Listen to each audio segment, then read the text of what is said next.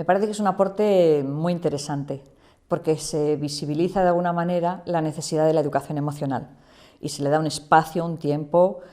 una categoría incluso, ¿no?, de asignatura. No se deja al albur de que un profesor simplemente motivado lo quiera trabajar. Entonces, a mí me parece una aportación muy interesante que debería ser imitado también en otras comunidades autónomas.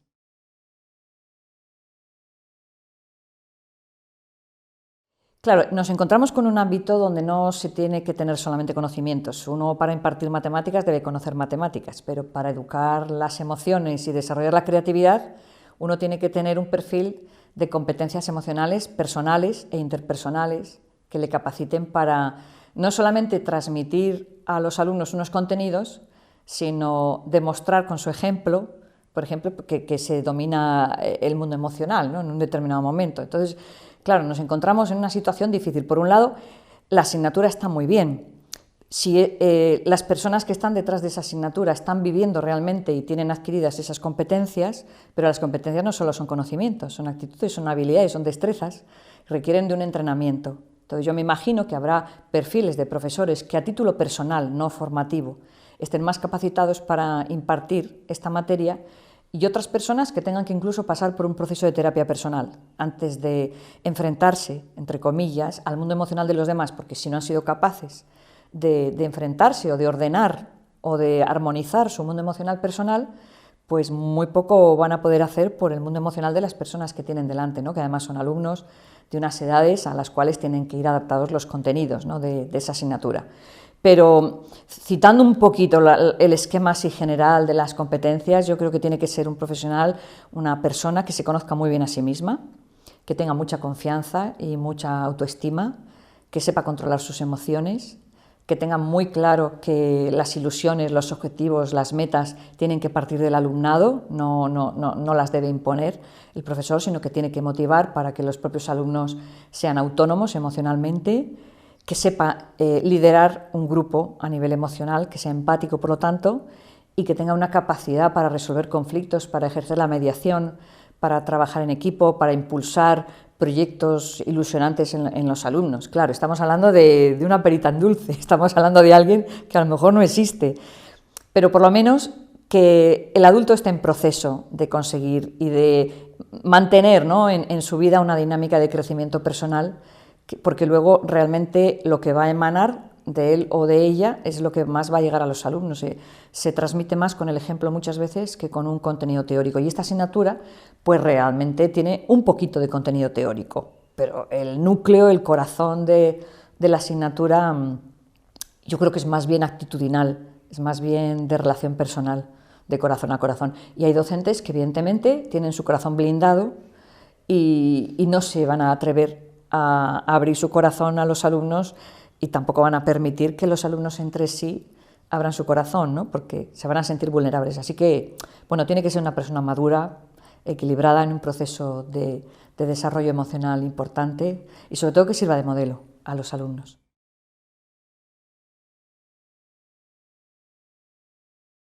Pienso que la creatividad en épocas anteriores de la historia era un recurso que tenían las sociedades cuando entraban en crisis. Sin embargo, nuestra sociedad recurre a encontrar la salvación en otro tipo de estrategias económicas, políticas, etcétera, que no van a dar solución a los problemas que tenemos en la actualidad. Entonces yo pienso que,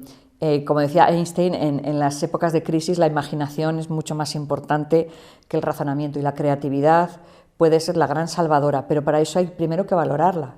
Entonces es una dimensión que no se ha valorado y que tradicionalmente incluso en muchos centros educativos se ha visto con malos ojos al alumno más creativo, al alumno divergente, al alumno que plantea interrogantes un poco molestos para el profesor, ¿no?, o la profesora. Y es también cambiar la mentalidad, ver el valor de la creatividad, sobre todo entender que todos los seres humanos somos creativos desde pequeños y que muchas veces la escuela lo que ha hecho es ahogar la creatividad en vez de impulsarla. Entonces hay que hacer un doble trabajo. Por un lado, valorarla como una dimensión del ser humano que incluso puede aportar soluciones a problemas muy gordos que ahora tiene la humanidad, y por otro lado, impulsar su desarrollo y no coartarla. Entonces, lo segundo viene después de lo primero. Si no se valora, no va a ser bien visto o no va a ser mirado con buenos ojos cualquier acto creativo en los alumnos. Sin embargo, si el adulto que está al frente de una clase lo valora y el sistema educativo en general lo potencia, pues ahí tenemos pues, personas, por ejemplo, que pueden ser emprendedoras. Es muy curioso toda la necesidad que hay ahora y todo lo que se habla del emprendimiento en los jóvenes, y resulta que si no educamos en la creatividad, los jóvenes no van a tener ideas, van a hacer y van a repetir esquemas pasados. Entonces, para solucionar muchos problemas de este momento, no es que no hay más remedio que recurrir a personas creativas, pero que se cultiven desde pequeños y que, por lo tanto, se tienen que encontrar bien acogidos en ese medio donde ellos se puedan expresar, bien valorados por sus pares y por los adultos, y luego con estrategias adecuadas, que las hay, para desarrollar ese proceso creativo en todos los alumnos, tengan más o menos nivel de creatividad. Claro, eso pasa porque si en esta asignatura de educación emocional y la creatividad se da espacio a lo que es la dimensión emocional y se trabaja, las emociones van a apoyar el proceso creativo y son como un cauce para que esa creatividad se vuelque. Pero a través del desarrollo de la creatividad también se va a impulsar el mundo emocional personal. Entonces se retroalimentan ambas áreas y por eso es muy importante que también los docentes que impartan esta asignatura, ¿no?, pues tengan en cuenta que tienen que dar un salto, porque a lo mejor se sienten muy cómodos en las cosas que ellos dominan y enfrentarse a lo nuevo con una perspectiva muy serena, muy calmada, pero con una mente muy abierta, pues no todo el mundo está dispuesto. O sea, lo creativo asusta a muchos docentes o creen que, bueno, que tiene que ser el ámbito de una asignatura. Yo por eso antes, cuando me has preguntado la primera pregunta de la asignatura, por supuesto que tiene su interés y tiene la capacidad de visibilizar. El riesgo que corremos si en otras comunidades o en vuestra comunidad se sigue implantando la asignatura en distintas etapas, el riesgo que se corre es que si en otras áreas, en otras asignaturas, por ejemplo, se producen problemas emocionales o aparecen problemas de violencia, o en el comedor o en el patio, en cualquier circunstancia, algunos adultos digan, bueno, eso se resuelve en educación emocional y no se intervenga en el momento. Por eso a mí me gusta más un abordaje transversal, que existe en muchos colegios y aunque no sea por ley, en otras comunidades lo están haciendo. Y el abordaje transversal lo que hace es que se implique todo el profesorado de un claustro y todos sepan que donde se produzca el conflicto hay que solucionarlo. Y cuando haya una falta de empatía de un alumno hacia otro, el profesor o la profesora tienen que intervenir y dar una lección de lo que significa la empatía y para qué sirve. No dejarlo, no, esto ya lo veréis cuando toque la asignatura, ¿no? Porque yo creo que el día a día nos ofrece muchas oportunidades, tanto para desarrollar la creatividad como para desarrollar las competencias emocionales, y hay que aprovecharlas. Clases de matemáticas, en muchísimas clases se puede dar un enfoque creativo, así que a lo mejor no hay que trabajarlo solamente aparte, que sí que es cierto y es muy importante y es muy valorable, sino que se incorpore, por ejemplo, como una estrategia más, que el centro apuesta por el desarrollo de la creatividad de todos los alumnos como un objetivo de centro, y que todo profesorado que trabaja en ese centro sepa que tiene que dar cabida a las ideas creativas e impulsarlas. Y esto sería un complemento, ¿no?, de alguna manera, para que no se quedara solamente relegado, aunque sea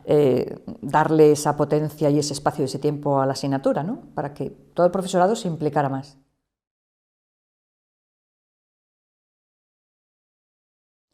Pues las investigaciones de CASEL y de otras organizaciones que llevan muchos años trabajando en esto dicen que sí, y que además los más beneficiados, los alumnos más beneficiados de este tipo de programas de desarrollo de competencias emocionales son los que llevan peor el aprendizaje o los que tienen más problemas de conducta en el aula, porque muchos problemas de conducta, por lo menos yo soy terapeuta, he sido terapeuta infantil muchos años, muchísimos problemas de conducta, yo diría que un 90% tienen su origen en un problema emocional, en una mala canalización de emociones o una represión de emociones más bien. Entonces, cuando al alumno se le da herramientas para que canalice esa problemática, esa tensión emocional, o la sepa disolver o sepa transformar una emoción en otra, no aparecen esas explosiones, ¿no?, que son pues, problemas de conducta o conducta disruptiva o malos tratos entre alumnos o bullying. O sea, hay muchas correlaciones que yo creo que justificarían el que se abordara en todos los currículos del país y en todas las etapas, ¿no?, educativas, porque no solo mejora el rendimiento, sino que mejora la conducta, pero también mejora la salud. Con lo cual hay tantas evidencias científicas que lo demuestran, que vamos, yo no tendría tiempo de citarlas, pero cualquiera que quiere buscar investigaciones relevantes las va a encontrar.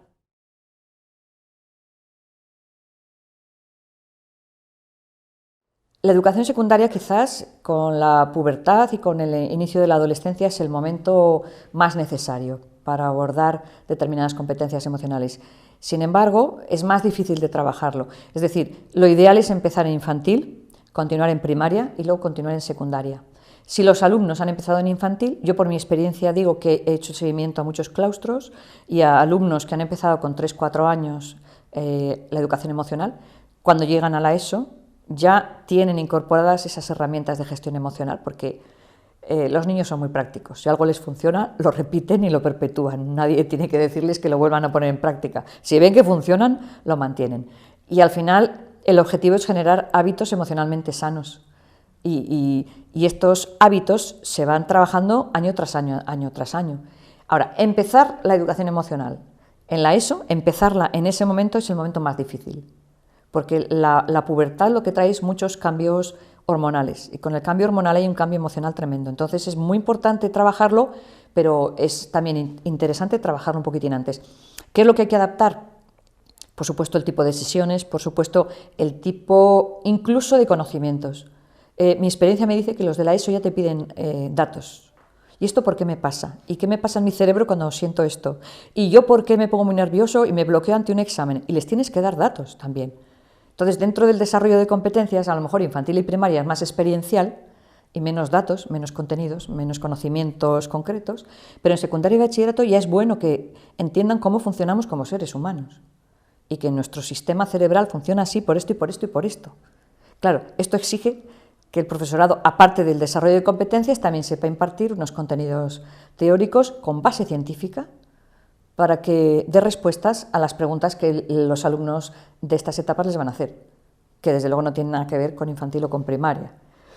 Y que además les proponga unas dinámicas muy concretas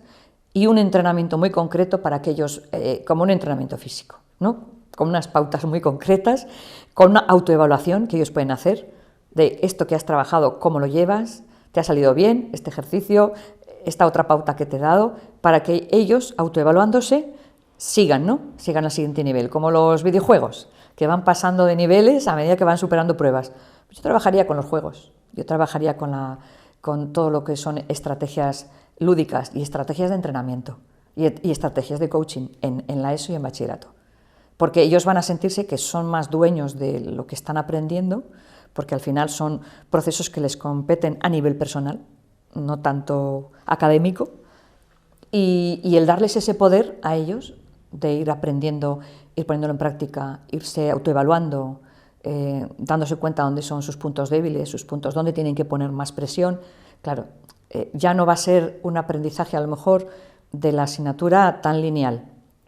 sino que tú que necesitas más autocontrol, vas a trabajar más esto, tú que necesitas más autoestima, vas a trabajar más esto, tú más asertividad, porque no te relacionas bien con los demás, o eres muy sumiso o eres muy agresivo. Entonces, itinerarios un poco personalizados, diseñados por el tutor y diseñados en conjunto con la persona, eso sería ideal. Ahora, yo estoy hablando de lo ideal, luego para aterrizar en lo real, pero sí que es verdad que cuando yo he trabajado con los profesores de secundaria y bachillerato, lo que valoran mucho es la participación de ellos en el programa y que lo noten ellos como un poco a medida, que no es una asignatura como las demás, que esto es lo que tienes que aprender y esto es lo que tienes que demostrar que sabes en el examen, sino que esto es un proceso y no todas las personas que estáis aquí vais a necesitar las mismas competencias al mismo nivel. Por lo tanto, lo primero sería una autoevaluación muy buena, un autochequeo de cómo está cada uno en sus competencias emocionales y luego, pues como una especie de coaching, ¿no? De decir, mira, te voy a marcar unas pautas por donde tienes que ir, te vas evaluando, vas corrigiendo y no pases al siguiente nivel de competencia mientras esto no lo domines y, bueno, tendría que ser así un poco.